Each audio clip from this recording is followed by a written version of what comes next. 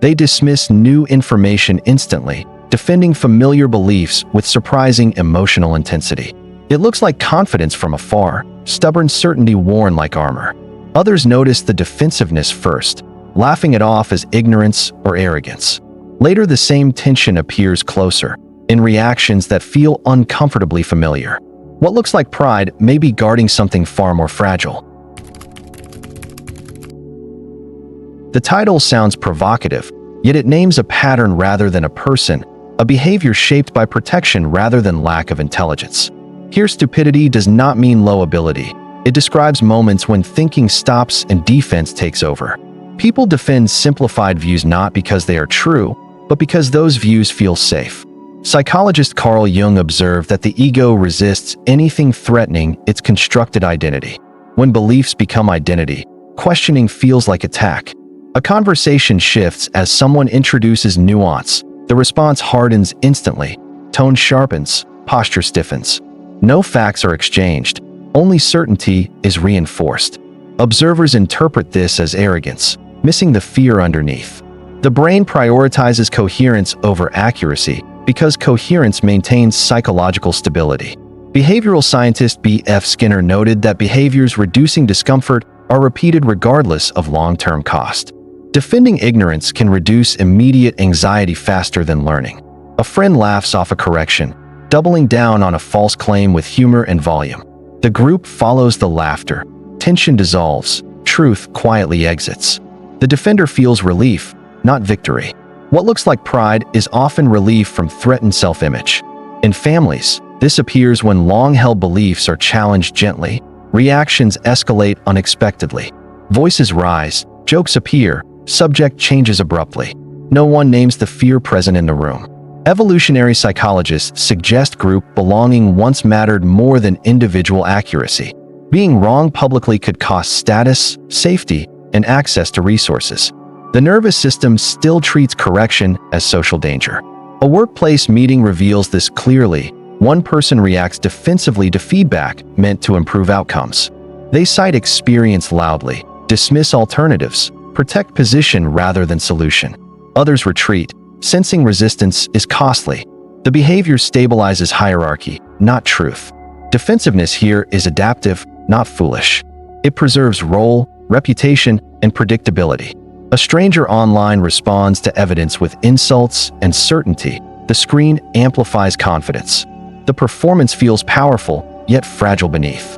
The more the belief is challenged, the louder the defense becomes. Psychologist Leon Festinger described cognitive dissonance as the discomfort of holding conflicting ideas. The fastest way to reduce that discomfort is rejection, not integration. Learning requires tolerance for dissonance. Defense eliminates it instantly. People first notice this pattern in others, labeling it ignorance or closed-mindedness. The label feels satisfying, distancing the behavior from self-awareness.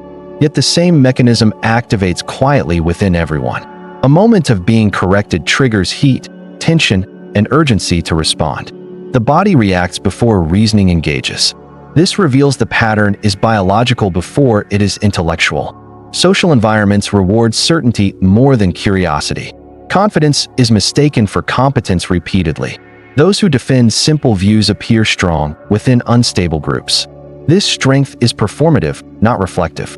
A child insists loudly they are right despite evidence. Adults smile indulgently. The behavior is reinforced early. Over time, defense becomes identity. Stupidity is protected because it is familiar. It offers closure instead of uncertainty. Some people will recognize this immediately, not in others, but in fleeting internal reactions.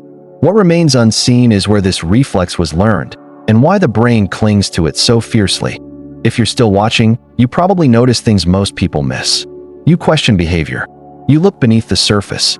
If that sounds like you, subscribe. This channel was made for minds like yours. Every defensive belief begins as an answer to an environment where safety mattered more than understanding.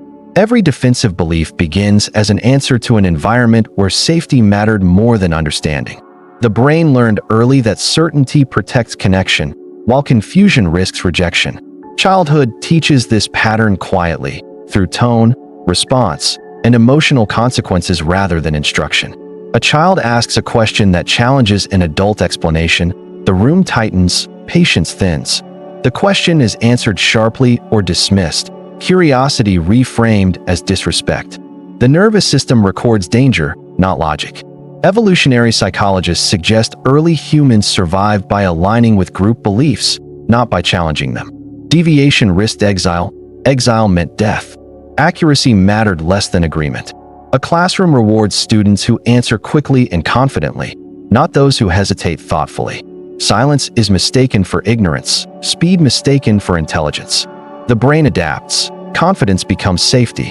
Behavioral scientist B.F. Skinner noted that reinforced behavior becomes automatic, even when reinforcement is subtle. Praise follows certainty, correction follows doubt.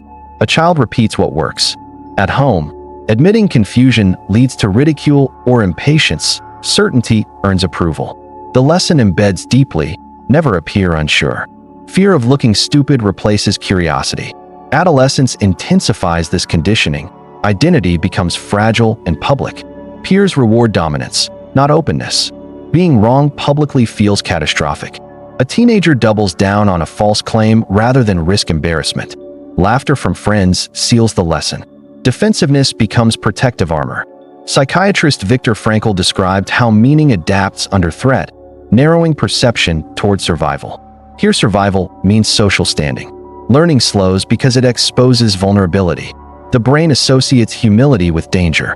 Over time, beliefs harden not because they are examined, but because they are defended repeatedly. Repetition replaces reflection. The individual feels grounded, yet brittle. Correction triggers the same physiological response as threat. Heart rate rises, muscles tense, reasoning narrows. The reaction precedes thought. This is why facts rarely penetrate defensive certainty. The brain is not evaluating truth. It is protecting identity. A young adult enters workplaces carrying this wiring. Feedback feels personal, not informational. Defensive responses appear professional on the surface, rigid underneath. Colleagues sense resistance without confrontation. The pattern survives because it once worked. It preserved dignity in environments that punished uncertainty. What began as adaptation becomes reflex. Psychologist Carl Jung observed that what the ego defends most fiercely is what it fears losing. Here the fear is exposure. So stupidity is defended not because it is valued. It is defended because it is familiar. The brain prefers known errors over unknown truths. This origin remains invisible to most. The adult experiences certainty as choice, not conditioning. Yet the social expression reveals itself clearly. It appears in conversations, hierarchies, and subtle power struggles. This is where the pattern becomes visible to others first. The brain learned early that certainty protects connection, while confusion risks rejection. Childhood teaches this pattern quietly, through tone, response, and emotional consequences rather than instruction. A child asks a question that challenges an adult explanation. The room tightens, patience thins. The question is answered sharply or dismissed, curiosity reframed as disrespect. Evolutionary psychologists suggest early humans survived by aligning with group beliefs, not by challenging them. Deviation risked exile. Exile meant death. A classroom rewards students who answer quickly and confidently, not those who hesitate thoughtfully. Silence is mistaken for ignorance, speed mistaken for intelligence. Behavioral scientist B.F. Skinner noted that reinforced behavior becomes automatic, even when reinforcement is subtle. Praise follows certainty, correction follows doubt. At home, admitting confusion leads to ridicule or impatience. Certainty earns approval. The lesson embeds deeply, never appear unsure. Adolescence intensifies this conditioning. Identity becomes fragile and public. Peers reward dominance, not openness. A teenager doubles down on a false claim rather than risk embarrassment. Laughter from friends seals the lesson.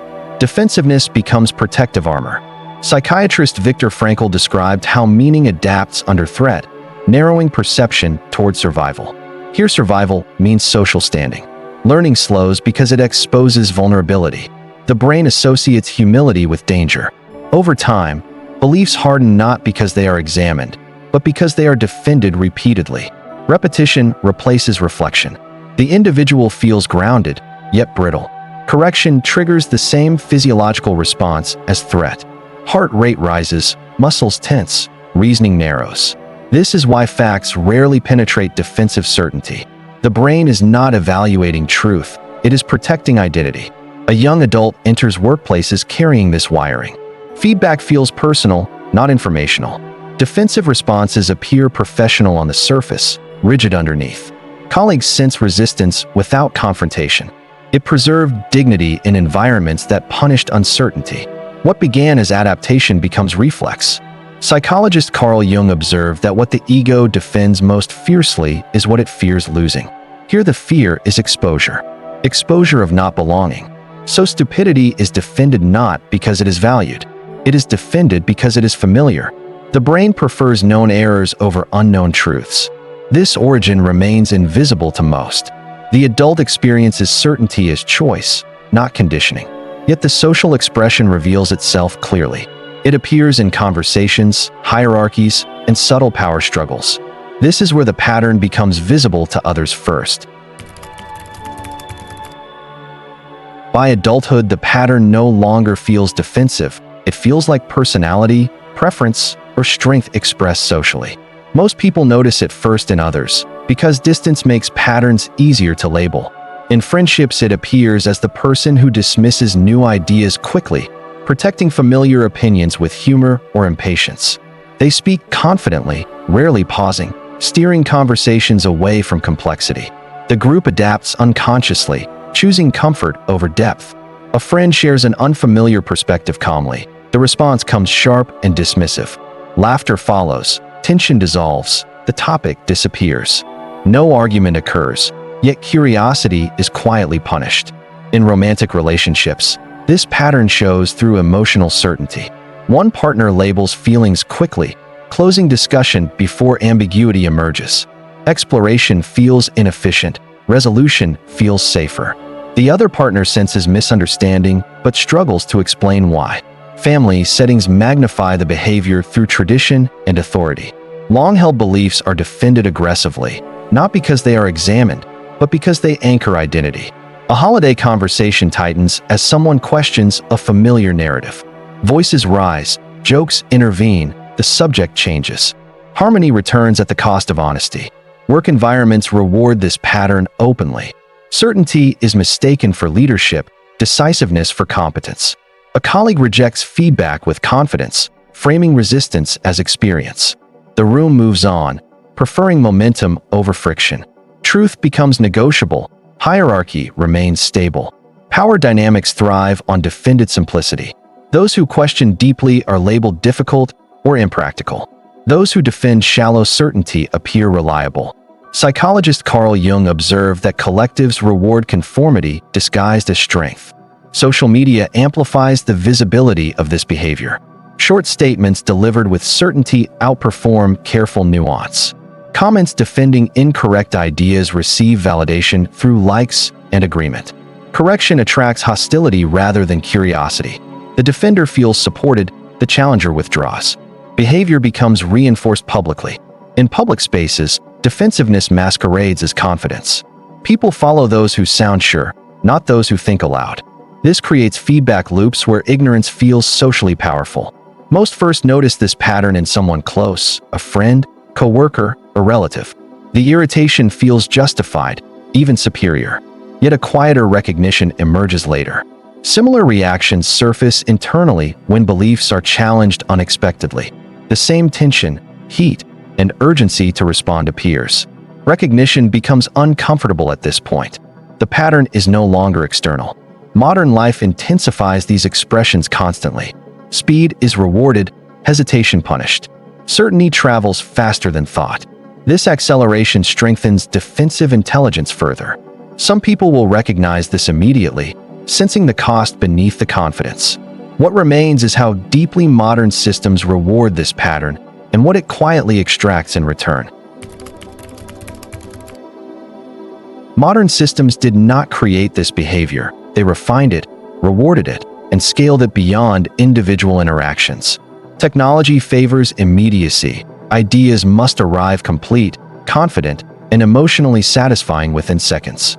Nuance feels slow, uncertainty feels weak, simplicity feels authoritative. Algorithms amplify what provokes reaction, not reflection. A confident statement spreads rapidly. A thoughtful hesitation disappears without trace. The system quietly teaches which thinking styles survive. Social platforms reward emotional certainty, especially when paired with identity. Defending a belief publicly becomes a performance. Applause arrives instantly. The defender feels validated, not informed. Cognitive dissonance dissolves through agreement rather than examination. A post challenges a common belief gently. Comments respond with ridicule and certainty. The crowd reinforces defense, not curiosity. The pattern hardens further. Work culture mirrors this dynamic. Productivity metrics reward speed, decisiveness, and visible confidence. Thinking aloud appears inefficient. Admitting uncertainty risks credibility. A meeting rushes toward resolution. One voice suggests slowing down. The suggestion is reframed as negativity. Momentum wins, complexity loses. Behavioral science shows that repeated rewards strengthen neurological loops rapidly. Certainty becomes habitual because it is consistently reinforced. Over time, defending shallow understanding feels natural. Education systems unintentionally support this pattern. Correct answers matter more than good questions. Students learn how to appear knowledgeable rather than how to think deeply. Mistakes feel dangerous, not informative. The fear of looking stupid intensifies. Cultural narratives glorify intelligence as quick wit and dominance. Slow thinkers are framed as indecisive. Depth becomes unfashionable. Evolutionary psychology suggests humans adapt behavior to perceived success models. Modern success models favor confidence over curiosity. People imitate what survives visibly. The cost remains hidden. Defended stupidity limits learning without announcing loss. Relationships stagnate. Innovation slows. Self-awareness narrows. The individual feels strong, yet increasingly fragile. Every challenge feels like threat. Every correction feels personal. Psychologist Viktor Frankl noted that meaning erodes when life becomes purely instrumental. Here, intelligence becomes a tool for protection, not understanding. The person must constantly defend identity. Exhaustion accumulates quietly, yet the system keeps rewarding the behavior. Silence from dissent feels like confirmation. The pattern scales socially, not individually. Whole groups begin defending simplified narratives aggressively. Complex reality is treated as enemy. This amplification makes the behavior feel normal. Widespread defense masks widespread fear. Most never question the cost because rewards arrive immediately. But the discomfort does not disappear. It settles beneath certainty. A subtle tension emerges, difficult to name. The more certainty is defended, the less stable it feels internally. This tension hints at something unresolved. Awareness begins here, not as insight, but as unease waiting to surface. At a certain point, the defense stops feeling like strength and starts feeling necessary. The individual no longer remembers when certainty became armor. It simply feels unsafe to remove. Awareness does not arrive as clarity. It arrives as quiet disturbance. Moments appear where confidence feels hollow. A pause lingers after strong statements. The mind fills the space quickly. Reflection threatens the structure holding identity together. Carl Jung observed that what remains unconscious appears as fate. Here the behavior repeats automatically. A partner offers gentle disagreement. The body tightens immediately. Words sharpen before thought arrives. The reaction feels justified, even inevitable. Later, discomfort surfaces without explanation. No lesson forms, only restlessness. A colleague presents evidence calmly. The room shifts uncomfortably. Agreement would require reorganization inside. Defense arrives faster than awareness. The moment passes, unresolved. Attachment theory suggests early safety becomes internal expectation. Threats to belief echo threats to belonging. Defending ideas feels like defending connection. This realization unsettles rather than comforts. It reframes certainty as dependence. The mind resists this framing. Resistance feels safer than curiosity. Small cracks appear over time. Certainty demands increasing effort. Confidence requires constant reinforcement. The person notices fatigue without cause. Mental rigidity limits emotional range. Joy feels narrower. Surprise feels intrusive. Still, no alternative is embraced. Awareness does not offer solutions. It only exposes tension. The behavior continues, now faintly observed. Observation changes nothing immediately. It only removes innocence. The individual senses something being protected, but cannot yet name it. Evolutionary psychology suggests survival mechanisms outlive their usefulness. This one persists quietly. The discomfort deepens, then stabilizes. Life continues. Opinions remain firm. Debates stay heated. Yet beneath the surface, certainty no longer feels absolute. A subtle fracture exists. Not enough to collapse identity.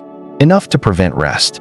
Understanding lingers without instruction. The pattern remains. But it is no longer invisible.